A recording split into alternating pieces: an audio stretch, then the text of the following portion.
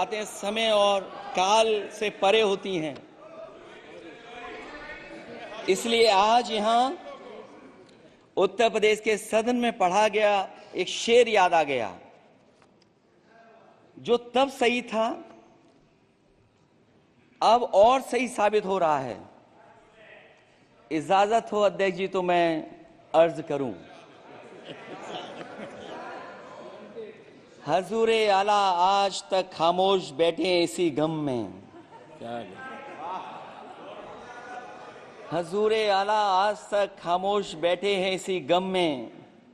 महफिल लूट ले गया कोई जबकि सजाई हमने। योगी जी के लिए, योगी जी के लिए।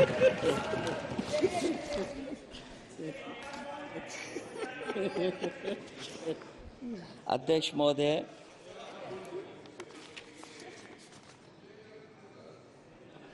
मैं मॉडल ऑफ कंडक्ट जब चुनाव हुआ, लागू हुआ, उस समय मैंने देखा कि कुछ लोगों पर मेहरबान रही सरकार और कमीशन भी। कई मैं बहुत डिटेल में नहीं जाना चाहता हूं अध्यक्ष महोदय, लेकिन कहीं ना कहीं प्रश्न उस संस्था पे भी लगा है, और अगर उस संस्था पर प्रश्न लगा है तो लगाने वाली सरकार की वजह से लगा है। इसलिए अगर निष्पक्ष होगी वो संस्था तो न केवल हमारा लोकतंत्र स्वस्थ होगा, बल्कि हमारे लोकतंत्र और मजबूत दुनिया में दिखाई देगा। अध्यक्ष महोदय, ईवीएम पे मुझे कल भी भरोसा नहीं था, आज भी नहीं भरोसा। मैं 80 के 80 सीट जीत जाऊं तब भी नहीं भरोसा। और मैंने अपने चुनाव में कहा था अध्यक्ष महोदय कि ईवीएम से जीत करके ईवीएम हटाने का काम करेंगे।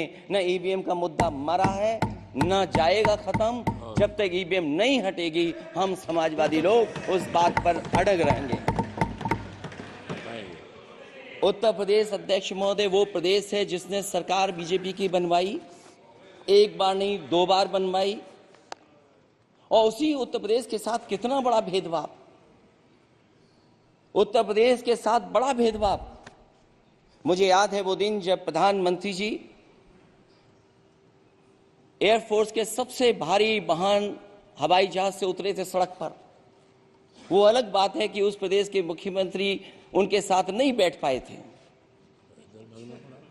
लेकिन वो एक्सप्रेसवे जो बना था और आज भी जो उत्तर प्रदेश में बन रहे हैं वो उत्तर प्रदेश के बजट से बन रहे हैं। लेकिन दिल्ली की तरफ से कोई एक्सप्रेसवे अभी नहीं दिया गया है। न केवल इंफ्रास्ट्रक्चर में भेदभाव हुआ है, बल्कि हमें याद है कि प्रधानमंत्री जी ने बड़े पैमाने पे गांव गोद लिए थे। और सोचिए, अगर देश के प्रधान सांसद अगर किसी गांव को गोद ले लें और उस गांव की तस्वीर न बदले तो शायद मैं नहीं समझता हूं कि किसी गांव की तस्वीर 10 साल में बदली होगी। मुझे वो गांव जिसको उन्होंने गोद लिया, जो प्रधानमंत्री जी की आदर्श योजना थी उसके तहत जो गोद लिया गया था गांव, वो 5 वर्ष पहले खूब शोर हुआ था कि बनारस शहर की तरह डोमरी में चमचमाने लगेगा एक गांव। हकीकत में कुछ नहीं हुआ।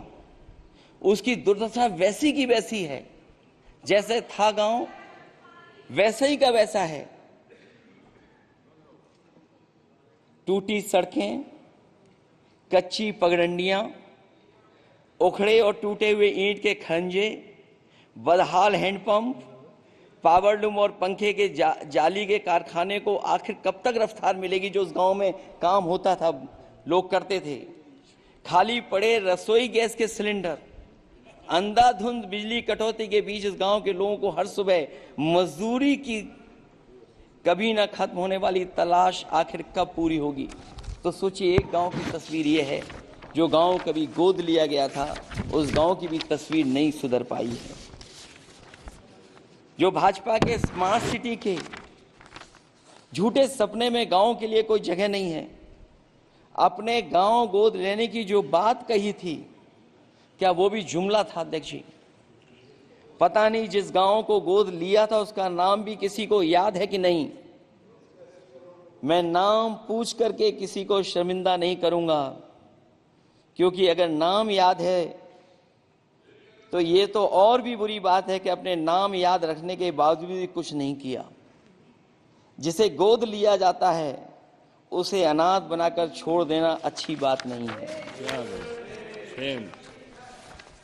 और अगर तस्वीर अध्यक्ष महोदय बदली हो 10 साल में उन तमाम गोद लिए हुए गांवों की, तो मैं सत्ता पक्ष के लोगों से कहूंगा जरूर इस सदन में बात रखें, जरूर बताएं आप। जो बात कभी अध्यक्ष महोदय कास्ट सेंसस की उठी थी, हम उस कास्ट सेंसस के पक्ष में हैं कि बिना कास्ट सेंसस के सामाजिक न्याय संभव नहीं है। सबको हक दिला पाना मुश्किल है। अध्यक्ष महोदय, राष्ट्रपति जी के अभिभाषण में अग्निवीर को लेकर के जो चिंता विपक्ष की थी और देश के नौजवानों की थी, वो चिंता वैसी की वैसी बनी है। अध्यक्ष महोदय, मैं ये कहना चाहता हूं, मैं खुद मिलिट्री स्कूल से पढ़ा हूं, मेरे साथ के बहुत बड़े पैमाने पे लोग फौज में हैं। मैंने समय समय पे जो मेरे साथ पढ़े जो सीनियर थे उनसे भी जानकारी हासिल की है।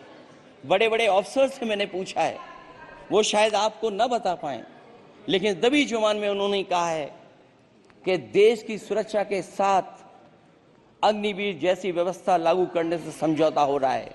अध्यक्ष महोदय, किसी भी देश की सबसे बड़ी प्राथमिकता अगर कोई है तो वो देश की सीमाओं की सुरक्षा है। अग्निवीर जैसी व्यवस्था से कभी संभव नहीं है। अध्यक्ष महोदय, हम अग्निवीर व्यवस्था को कभी स्वीकार नहीं कर सकते हैं। आज नहीं कल, कल नहीं बाद में, जब कभी भी सत्ता में इंडिया गठबंधन आएगा, अग्निवीर व्यवस्था हमेशा हमेशा के लिए खत्म हो जाएगी।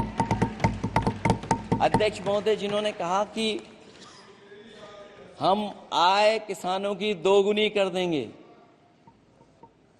आज किसान पूरा देश का देख रहा है कि उसकी आय कहां दोगुनी हो गई।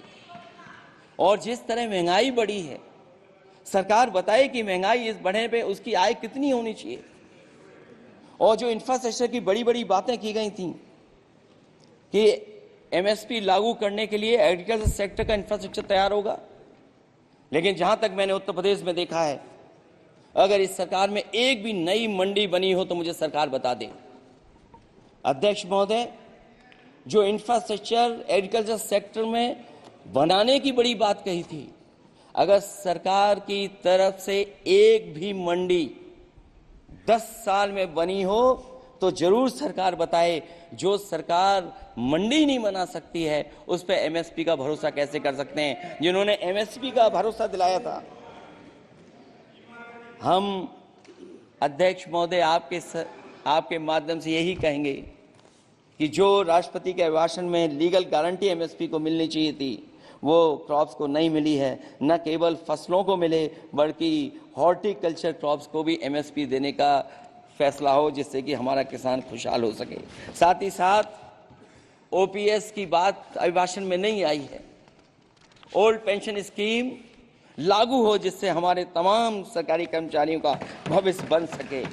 और देश की एक बड़ी आबादी, जहां से मैं चुन करके आता हूं, उत्तर प्रदेश, जहां बुनकर, न केवल उत्तर प्रदेश बल्कि देश के कोने कोने में बुनकर समाज के लोग बड़े पैमाने पर रह रहे हैं, लेकिन बुनकरों को जो सुविधाएं मिलनी चाहिए वो भी इस सरकार में नहीं मिल पा रही हैं। जो प्रदेश सरकारों ने कभी बुनकरों के लिए योजनाएं चलाई थीं, वो भी अध्यक्ष महोदय बंद कर दी हैं। मैं अंत में इतना ही कहना चाहूंगा कि इस सरकार ने नौजवानों को नौकरी नहीं दी है, नौकरी और रोजगार उनसे छीने हैं, बहुत नौकरी छीनी है।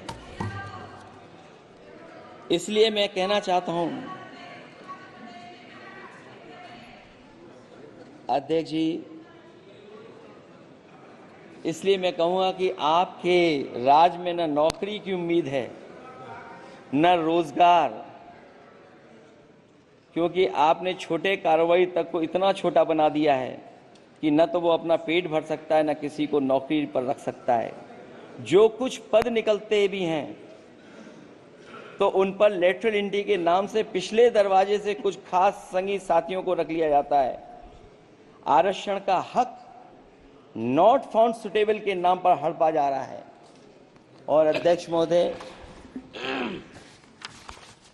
आरक्षण के साथ इतनी खिलवाड़ किसी सरकार ने नहीं की होगी जितनी खिलवाड़ इस सरकार ने की है। जहां सरकारी नौकरियां नहीं दी जा रही हैं, और सरकारी नौकरियां इसलिए नहीं दी जा रही हैं क्योंकि उन्हें आरक्षण देना पड़ेगा। जिस प्रदेश से मैं आता हूं वहां सबसे बड़े पैमाने पे नौजवान बेरोजगार है, और पिछले 10 साल में जो पेपर उन्होंने लीक कराए हैं वो इसीलिए कराए हैं क्योंकि नौकरी ना देनी पड़े, और अगर नौकरी देनी पड़ेगी तो उन्हें आरक्षण भी देना पड़ेगा। ये जानबूझ करके सरकार नौकरी और आरक्षण के साथ खिलवाड़ कर रही है।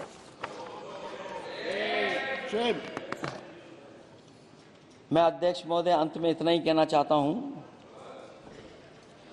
आशा है ये सरकार तब तक चलेगी तब तक उसके केंद्र में इस देश का हर एक गरीब, शोषित, वंचित, पीड़ित, पिछड़ा, दलित, अल्पसंख्यक, आदिवासी, महिला, युवा, छोटा कारोबारी, ईमानदार, नौकरी पेशा, आम आदमी और कर्मचारी, अधिकारी, मजदूर और किसान होगा, ना कि धनवान होगा। और शासन के आधार पर संविधान होगा। वह जुमलों की जगह सच में महंगाई, बेरोजगारी, भ्रष्टाचार, गरीबी, भुखमरी, सांप्रदायिक हिंसा, दलित व महिला उत्पीड़न, सामाजिक अन्याय जैसे मूलभूत मुद्दों का समाधान होगा।